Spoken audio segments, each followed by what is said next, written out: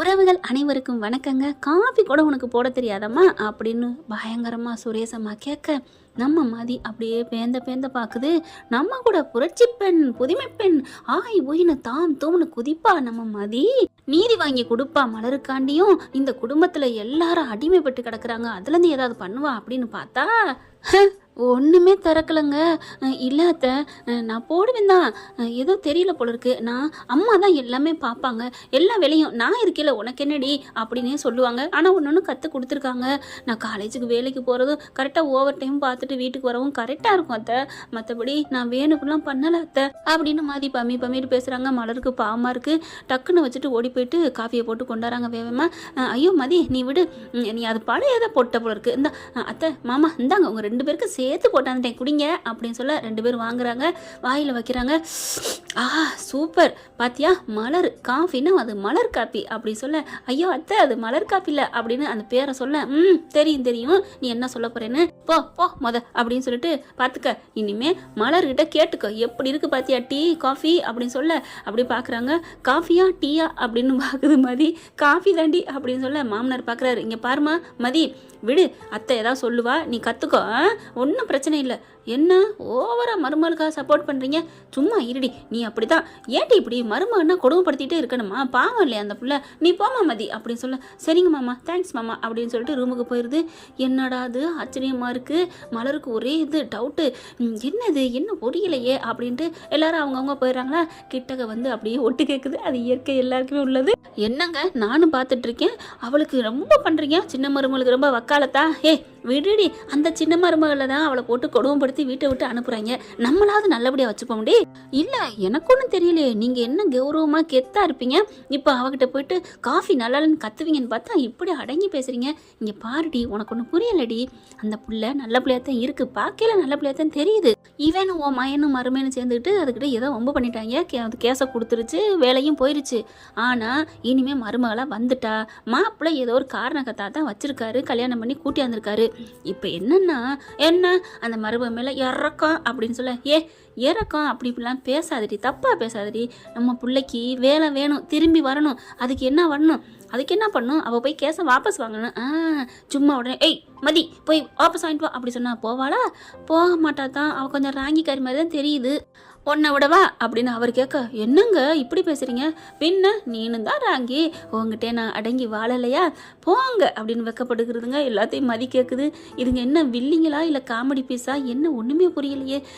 இங்கே நிற்கிறது வேஸ்ட்டு, போகலான்னு நினைக்கல.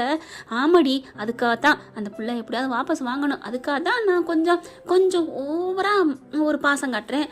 அப்போ நிஜமாலுமே இல்லையா, நிஜமாலுமே நம்ம வீட்டு மருமகதாண்டி, அதுக்காக தான் இருக்கேன். ரொம்ப நீ சொன்ன பற்றியா என்ன தடுக்கிறீங்கன்னு, அது வேலைக்கு வாபஸ் வாங்கணும்ல, அதுக்காகத்தான். அதனால வாயை மூடிட்டு குடி. ஏங்க வாயை மூடிட்டு எப்படிங்க குடிக்க முடியும், காமெடி பண்ணுறேன்னு நினைப்பா, குடிடி வாயை திறந்துக்கிட்டு அப்படின்னு சொல்ல. வாயை திறந்துட்டும் குடிக்க முடியாதே, என்னடி சொல்கிற, ஆமாம் திறந்துட்டு ஊற்றுறோம், அதுக்கப்புறம் வாயை மூடினா தானே காஃபி உள்ளுக்குள்ளே போகும் அப்படின்னு 2 பேச மதிக்கு சிரிப்பு வந்துடுது. சிரிச்சுட்டு அங்கிட்டு ஓடிடுது. அங்கே மலர் வராங்க, மலர் மேலே மோதிக்கிறாங்க.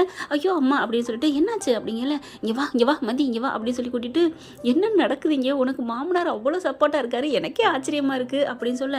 அதை விட ஆச்சரியம் நான் போட்டு கேட்டேன், என்ன பண்ணிக்கிட்டு இருக்காரு தெரியுமா நம்ம மாமனார் மாமியாரும், என்ன பண்ணாங்க நீ பார்த்துட்டியா, ஐயோ அக்கா நீங்கள் வேற, ஏக்கா அதெல்லாம் இங்கே எது, இப்போ இந்த வயசில் போய், இல்லை நீ பார்த்த என்னமோ பண்ணாங்கன்னியே, அதான் கிசு அடித்தாங்களா, அட நீங்கள் வேறக்கா, அவங்க என் மேலே இவ்வளோ பாசமாக இருக்கிறதுக்கு ஒரு காரணம் இருக்கும். என்ன காரணம் சொல்லுங்கள், தெரியலையே, மருமகளை கொடுமைப்படுத்தலான்னு கெட்ட பேர் வந்துடக்கூடாதுன்னு. அக்கா போக்கா, அதெல்லாம் இல்லை, அவருக்கு வேலை கிடைக்கணுமா, நான் போய் வாபஸ் வாங்கணுமா, அதுக்காக என்ன தாங்குறாங்களாம். மலர், ஆமாம் இப்போதான் புரியுது, என்னடா 2 பேரும் எலி 8 மலை வெட்டியோட ஏன் போகுதுன்னு புரிஞ்சு போச்சு மதி. அப்போ நீ கேஸை வாபஸ் வாங்குற வரைக்கும் உங்ககிட்ட அன்பு மலையில் பொழிவாங்க. ஓகே அப்படின்னு சொல்ல. அப்போ மலரக்கா, நான் போயிட்டு வாபஸ் வாங்க வேணாமா, ஐயோ ஓ மனசுக்கு என்ன தோணுதோ அதை செய்யுமா நீ அப்படின்னு மலர் சொல்லிடுறாங்க.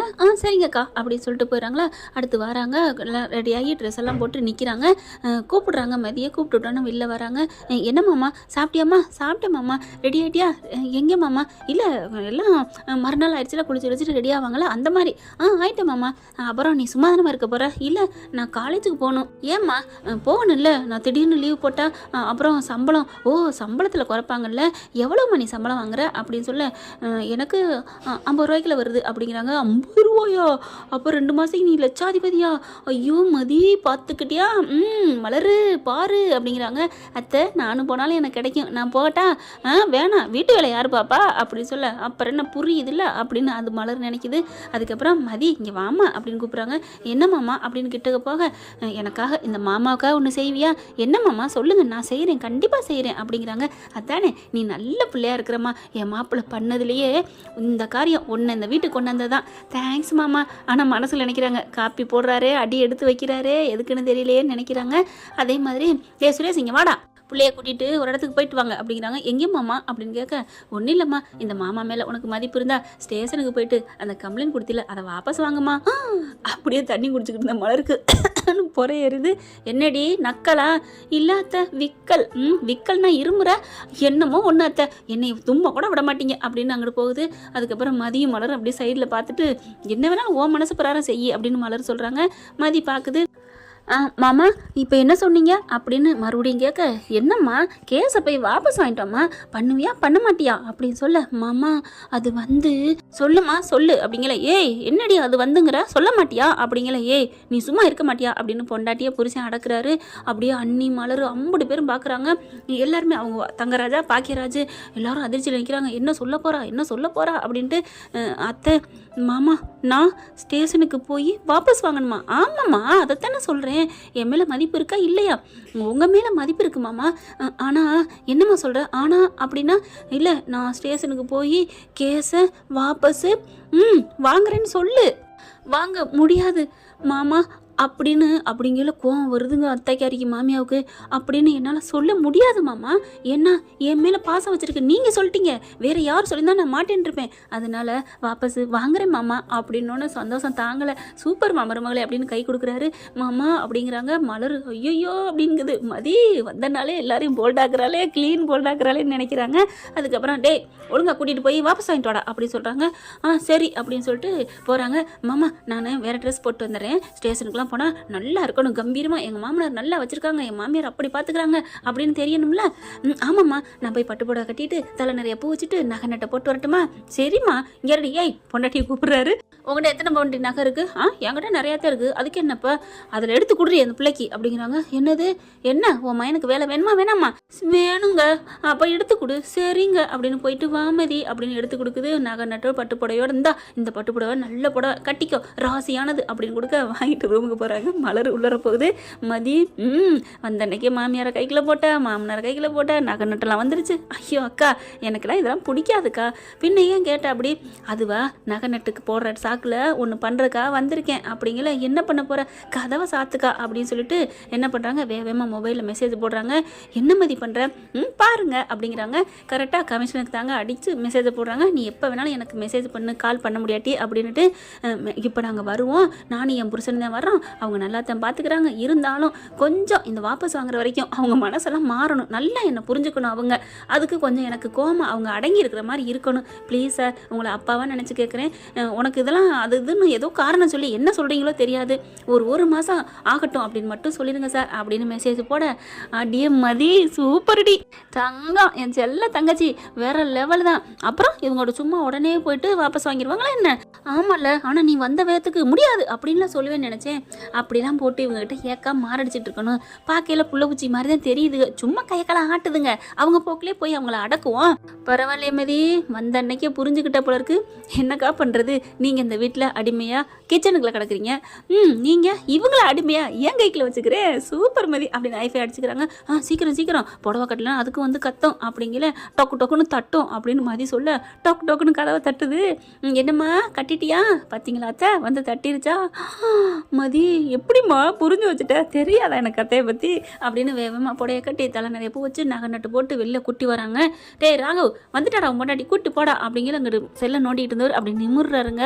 அப்படி நிமிர்ந்தா தானதோம் தனதான் அந்த இது பாட்டு போடுவாங்களா அந்த மாதிரி மியூசிக்கு பார்க்குறாரு. அள்ளு விடுது அவருக்கு. ஐயோ அப்பா என்ன அள்ளுறாளே, இவ்வளோ அழகா இருக்கா, சே வேற லெவலில் இருக்காளே அப்படிங்கல கொழுந்தனாரு ஏ சுரேஷ் அப்படின்னு மலர் வந்து பக்கத்தில் சொல்ல 2 பேருக்கு எல்லாம் ஒரே வயசாக தான் இருக்கும்.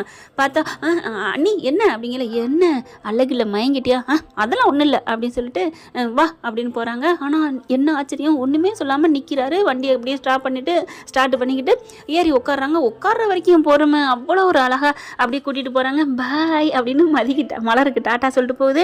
அதே மாதிரி ஸ்டேஷனுக்கும் போகிறாங்க. வயா வயா வா வா வா அப்படின்னு சொல்லிட்டு கமிஷனர் அப்படி தாங்க வாழ்த்துறாரு சுரேஷுக்கு. கல்யாண வாழ்த்துக்கள்யா அப்படிங்கிறாங்க. மதி கல்யாண வாழ்த்துக்கள்மா, சூப்பர், 2 பேரும் அடிச்சுக்கிட்டீங்க, கிழக்கு மேற்குமா இருந்தீங்க, இப்போ ஒன்று சேர்ந்துட்டீங்க மைய பகுதியா அப்படிங்கிறாங்க.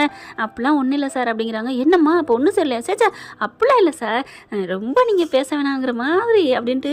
சரிம்மா வாழ்த்துக்கள், எங்கள் வீட்டுக்கு ஒரு நாளைக்கு விருந்துக்கு வாங்க அப்படின்னு கூப்பிட்டோன்னு சுரேஷே ஆடி போகிறாரு. என்னது விருந்துக்கு இவர் கூப்பிட்றாரு அப்படிங்கல, என்ன சார் அப்படிங்கிறாரு சுரேஷ். ஐயோ உன்னை விட அந்த பொண்ணோட நல்ல மனசுக்கு நான் கூப்பிட்றேன் என்ன அப்படிங்கிறாங்க. அதுக்கப்புறம் இப்போ எதுக்கு வந்திருக்கீங்க, ஒன்றும் இல்லை நான் வந்து கேஸை வாபஸ் வாங்க வந்திருக்கேன் சார் அப்படின்னு மதி சொல்ல, ஓ வாபஸா, அதுக்கு என்ன வாங்கிட்டா போச்சு, அவர் மறந்துடுறாரு மெசேஜையே சார் அப்படின்னு சொல்லலை. என்னம்மா அப்படிங்கிறாங்க. எனக்கு தண்ணி வைக்கிது சார் அப்படிங்கிறாங்க. ஓ தண்ணியா அப்படின்ட்டு தண்ணி எடுத்து கொடுக்கல. இவர் சுரேஷ் அப்படி ஃபோன் வருது, இங்கிட்டு போய் கொஞ்சம் அப்படி திரும்ப, என்ன சார் மெசேஜை மறந்துட்டீங்களா, என்ன மெசேஜ் நான் போட்டேன், ஐயோ சாரிம்மா சரி நான் அட்ஜஸ்ட் பண்ணிக்கிறேன் அப்படின்றாரு. ஏம்மா எதுவும் கொடுமை படுத்துறாங்களா, அப்படிலாம் இல்லை சார், கொஞ்சம் அடங்காமல் இருக்காரு, கொஞ்சம் நீங்கள் ஏதாவது பண்ணணுமே, நான் பண்ணிக்கிறேன் நீ பயப்படாத அப்படின்னு சொல்லிட்டு, ஆனால் ராசியாக இருக்கிற மாதிரியே பண்ணுங்க சார், நான் பண்ணிக்கிறேம்மாங்கிறாரு. ஃபோனை பேசிட்டு வராங்க. என்னப்பா இதெல்லாம் செக்ஷன்லாம் பார்த்தேன், உனக்கு உடனே பண்ண முடியாதியா, அந்தளவுக்கு 3 கேஸ் இருக்குது, ஒன்று ஒன்றா ரிலீவ் பண்ணுறதுக்கு எப்படியும் 1 மாதம் ஆகும். 1 மாதம் கழிச்சு நான் கண்டிப்பாக உனக்கு எல்லாம் பண்ணிடுறேயா, உனக்கு வேலையும் போட்டுறேன், நீ இன்னும் 1 மாதத்தில் நீ நல்ல பேர் எடுத்தேன்னா உனக்கு பதவி உயர்வு பண்ணுறேயா சார், தேங்க்யூ சார் அப்படிங்கிறாங்க. அப்புறம் மதி நல்லா தானே வச்சுக்கிறான் உன்ன, அதெல்லாம் பார்த்துக்கிறாங்க அப்படிங்கிறாங்க. மதி அப்படி பார்க்குறாங்க. எதுவும் சொல்லிடாதடி ப்ளீஸ் டி அப்படிங்கிறாரு. அதுதான் பார்த்துக்கிறாங்கன்னு சொல்லிட்டேன்ல, அப்புறம் என்ன அப்படிங்கிற முகத்தை முழிக்கிறா பாரு, இவ்வளோ அழகாக இருந்துட்டு மூஞ்சியை மட்டும் அப்படியே இஞ்சி தின்னது மாதிரியே வச்சுக்குவா அப்படின்னு நினைக்கிறாரு. அதுக்கப்புறம் நில்லுங்க அப்படின்னு மதிய மலரையும் கூப்பிட்றாங்க. என்ன அப்படிங்கிற மாதிரி பார்க்க இல்லைங்க அப்படின்னு சொல்லிட்டு இருக்காங்களா. வெளியில் வரைக்கும் வாசல் வரைக்கும் வந்துடுறாங்க. அந்த கமிஷனர் வெளில வராரு. கரெக்டாக போலீஸ் ஸ்டேஷனுக்கு வெளியில் அங்கிட்டு பார்த்தீங்கன்னா கரும்பு ஜூஸ் கடை, அங்கிட்டு பூக்கடையெல்லாம் இருக்குது. பக்கத்தில் வராரு. பூவை வாங்குறாங்க. இந்தாயா சுரேஷ் அப்படின்னு கொடுக்குறாங்க. எதுக்கு சார் அப்படிங்கிறாங்க. உங்கள் கல்யாணத்துக்கு என்னால் எதுவுமே பரிசு கொடுக்க முடியல, ஒரு நாளைக்கு வீட்டுக்கு வந்து கொடுக்குறேன், இல்லைன்னா வீட்டுக்கு வாங்க உங்களுக்கு விருந்தில் நான் வச்சு கொடுக்குறேன், இப்போதைக்கு பொண்ணு வைக்கிற இடத்துல பூ வைக்கிறேன் இந்தா அப்படின்னு கொடுக்க, அதையே சார் ஏன்ட்ட கொடுக்குறீங்க, யோ வச்சு விட்ற ஆள்கிட்ட தானே கொடுக்க முடியும், வச்சு விடியா அப்படின்னு சொல்ல பார்க்குறாங்க. சார் வச்சோடியா அப்படின்னு சொல்ல, சரிங்க சார் அப்படின்னு சொல்லிட்டு அவங்க மதி தலையில் பூ வைக்கிறாங்க. மதி எப்படி பார்க்குது, வச்சுக்கம்மா அப்படிங்கிறாங்க. என்ன இருந்தாலும் இவன் தான் உனக்கு புருஷன், வேறு வழி இல்லை அப்படிங்கிறாங்களா. சரின்னு சொல்லிட்டு திரும்புகிறாங்க. சுரேஷ் பூவை வச்சு விட்றாரு. அப்படியே கமிஷனரும் வாழ்த்துக்கள் சூப்பர் அப்படின்னு வாழ்த்துறாங்க. இந்த பிள்ளைய நீ நல்லபடியாக வச்சுக்கணும் சரியா அப்படிங்கிறாங்க. சரி சார் நான் நல்லா சார் பார்த்துக்கிறேன் அப்படி அப்படிங்கிறாரு. உனக்கு நல்ல இந்த போலீஸ் துறையில் உனக்கு நல்ல மேலும் மேலும் வளரணும்னா இந்த பிள்ளை உன் மேலே அன்பாக இருக்கணும், அந்த பிள்ளை மேலே நீ அன்பாக இருக்கணும் சரியா அப்படிங்கிறாங்க. ஓகே சார் அப்படின்னு சொல்லிட்டு அடிச்சு கிளம்புறாங்க. வீட்டுக்கு போனால் பூவோடு வர பார்த்துட்டு, என்ன போகையில் வேற பூ வச்சுருந்தேன், வரையில் வேற பூ வச்சுட்டு வரேன், எல்லாம் கமிஷனர் கொடுத்தது தான் அப்படிங்கிறாங்க. அங்கே நடந்தது எல்லாத்தையும் சொல்ல, என்னடா 1 மாதம் ஆகுமா அப்படிங்கிறது வார்த்தாக்காரி. என்னம்மா பண்ணுறது, 1 மாதம் கழிச்சு எனக்கு ப்ரொமோஷனே தரேன் இருக்காரு, எல்லாம் இவரானா அம்மா இவளை பத்திரமா பார்த்துக்கங்கம்மா அப்படிங்கிறாரு. மதி உள்ளார போயிடுது. என்னடா சொல்கிற, இவகிட்ட அடங்கி போகணுமா, ஆமாம் மலரை நீ அடக்கிற மாதிரி அடக்காதீங்க ப்ளீஸ் அப்படின்னு எல்லாத்தையும் கெஞ்சுறாரு. வேறு வழியே இல்லை, 1 மாதத்துக்கு இவகிட்ட அடங்கி தான் போகணும் அப்படின்ட்டு அப்போவே ஆரம்பிச்சிருதுங்க நடிப்பு திலகத்தை. மதிமா அப்படின்னு போக, என்னத்த நீ எல்லாத்தையும் கழட்ட வேணாம், நீ அதை அப்படியே போட்டுக்கோ, நீ அதை அப்படியே வச்சுக்கோ, உனக்கு காஃபி வேணுமா டீ வேணுமா, மலர் பார்க்குது, அடப்பாவிகளா மதி நீ தைரியமான ஆளு தாண்டி அப்படின்னு நினைக்கிறாங்க. என்ன ஃப்ரெண்ட் இப்படி பண்ண நல்லா தானே இருக்கு. பார்க்கலாம், பிடிச்சிருந்தா தயவு செய்து லைக் பண்ணுங்க. இன்னும் அப்டேட்ஸ்க்காக சேனலை சப்ஸ்கிரைப் பண்ண மறக்காதீங்க. நம்ம கிட்ட இருக்க எல்லா சேனல்ஸோட லேட்டஸ்ட் வீடியோ அப்டேட்ஸ்க்காக மேல ரைட் சைடுல காட்டுற லிங்கை கிளிக் பண்ணி வாட்ஸ்அப் குரூப்ல ஜாயின் பண்ணுங்க. உங்களிடம் விடைபெறுவது நான் உங்கள் மெஹர்.